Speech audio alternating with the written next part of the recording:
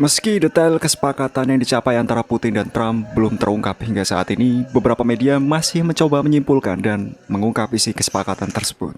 Fox News misalnya yang mengatakan bahwa Presiden Amerika Serikat Donald Trump telah menyetujui usulan pemimpin Rusia Vladimir Putin untuk menyelesaikan konflik dengan Ukraina. Inti dari kesepakatan ini adalah memberikan Moskow kendali penuh atas Donbas, dan sebagai imbalannya Rusia bersedia menarik pasukannya dari wilayah lainnya di garis depan.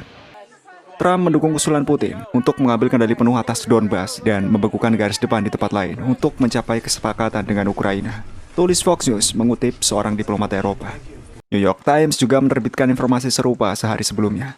Trump yakin bahwa perjanjian damai dapat dinegosiasikan dengan cepat jika Presiden Ukraina Volodymyr Zelensky setuju untuk menyerahkan seluruh Donbas, termasuk wilayah yang tidak diduduki oleh pasukan Rusia.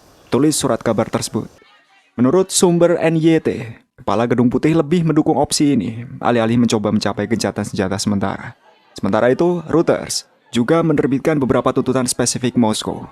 Berdasarkan kesepakatan yang diusulkan Rusia, Kiev harus sepenuhnya menarik pasukannya di wilayah Donetsk, dengan imbalan janji Rusia untuk membekukan garis depan di wilayah selatan Kherson dan Zaporozhye. Rusia juga siap untuk mengembalikan wilayah yang didudukinya di utara Sumy. Tulis Reuters. Menurut Reuters, Putin juga menginginkan pengakuan formal atas Crimea. Selain itu, ia berharap setidaknya beberapa sanksi terhadap Rusia juga dapat dicabut. Rusia juga menuntut agar bahasa Rusia diberikan status resmi di beberapa bagian Ukraina atau di seluruh wilayahnya, dan menuntut agar gereja ortodoks diizinkan beroperasi secara bebas. Namun, lagi-lagi, seperti yang dikatakan Trump, semuanya bergantung pada Zelensky. Presiden Ukraina Volodymyr Zelensky kini telah tiba di Washington dan akan menemui Trump pada tanggal 18 Agustus. Dan tentu saja, dia tidak sendirian. Zelensky akan ditemani para pengasuhnya dari Eropa untuk memperkuat posisinya, atau mungkin lebih tepatnya menghindari penghinaan yang terakhir kali pernah ia dapatkan di Gedung Putih. New York Times melaporkan bahwa beberapa pemimpin Eropa akan mengambil bagian dalam pembicaraan dengan Trump. Surat kabar Politico mengutip diplomat Eropa mengatakan bahwa rombongan Zelensky akan mencakup Presiden Finlandia, Alexander Stubb, yang telah membuktikan dirinya sebagai negosiator yang baik. Ia akan bertindak sebagai penangkal petir jika pemimpin Amerika dan Ukraina bertengkar lagi, seperti yang mereka lakukan pada pertemuan terakhir mereka di Gedung Putih, dan akan membantu membujuk Trump untuk menyertakan Eropa dalam perundingan penyelesaian lebih lanjut, kata sumber tersebut. Selain itu, delegasi pendamping Zelensky kemungkinan akan mencakup Sekretaris Jenderal NATO, Mark Rutte, yang telah menjalin hubungan dekat dengan Presiden Amerika Serikat. Favorit Trump lainnya yang diprediksi akan berkunjung ke Washington adalah Perdana Menteri Italia, Giorgia Meloni. Seperti yang dikatakan oleh surat kabar Italia, Il Fatto Quotidiano. Dia adalah satu-satunya perwakilan Uni Eropa yang hadir pada pelantikan Trump. Dia selalu memperlakukannya dengan simpati yang besar dan pernah menjulukinya seorang wanita fantastis yang meledakkan Eropa. Menurut informasi awal, Presiden Prancis Emmanuel Macron, Kanselir Jerman Friedrich Merz, dan Perdana Menteri Inggris Keir Starmer juga akan datang ke Washington. Dan tidak ketinggalan, Kepala Komisi Eropa Ursula von der Leyen juga akan datang.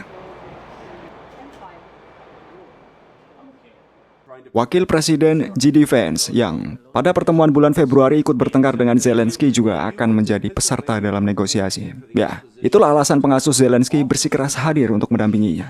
Negosiasi yang akan terjadi menjadi jebakan utama bagi pemimpin Ukraina. Jika sebelum pertemuan Trump dan Putin di Alaska, Zelensky memandang posisi Trump dengan penuh optimisme, kini Trump dipandang sebagai tokoh yang menakutkan.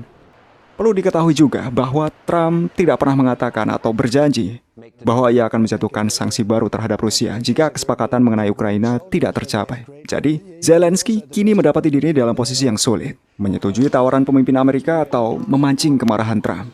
Ilmuwan politik Malek Dudakov mengatakan bahwa jika Ukraina tidak menyetujui tawaran Trump, ini akan menjadi bencana bagi Kiev. Menurutnya, Amerika tidak hanya akan menghentikan bantuan militer dan keuangan kepada Ukraina, namun lebih daripada itu. Hal ini bisa diikuti dengan tekanan domestik terhadap Zelensky melalui Badan Anti Korupsi dan audit mengenai penggunaan dana selama pemerintahan Biden. Atau Amerika Serikat bisa saja akan mendukung oposisi Ukraina yang belakangan hari ini semakin berani mengkritik pemerintahan Zelensky, kata ilmuwan tersebut. Ilmuwan politik itu menambahkan bahwa resiko bagi Zelensky dari negosiasi 1 lawan 1 dengan Trump lebih tinggi, sehingga perwakilan dari Eropa didatangkan untuk menyelamatkannya. Tampaknya mereka akan mencoba meyakinkan Trump untuk melunakkan posisinya, menyesuaikan diri dan mengubah sikap Trump, terutama setelah Trump berbicara dengan Presiden Rusia di Alaska, kata ilmuwan tersebut. Namun, menurutnya, upaya yang dilakukan politisi Eropa tersebut tidak akan berhasil. Itu tidak akan berhasil karena Trump memiliki konflik pribadi yang cukup serius dengan Macron dan hubungannya dengan Merz meski cukup baik. Tetapi saya tidak akan mengatakan bahwa hubungannya positif. Meloni yang dianggap sebagai salah satu sekutu utama Trump dalam politik Eropa juga tidak akan berani memaksa Trump untuk berganti sepatu.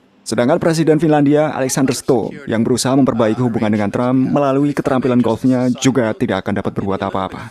Presiden Komisi Eropa Ursula von der Leyen juga memiliki hubungan yang rumit dengan Trump. Jadi kita hanya perlu melihat hasil kunjungan ini. Namun saya yakin bahwa para petinggi Eropa yang agresif tidak akan mampu meyakinkan Trump untuk mengambil posisi pro-Ukraina, kata Dudakov.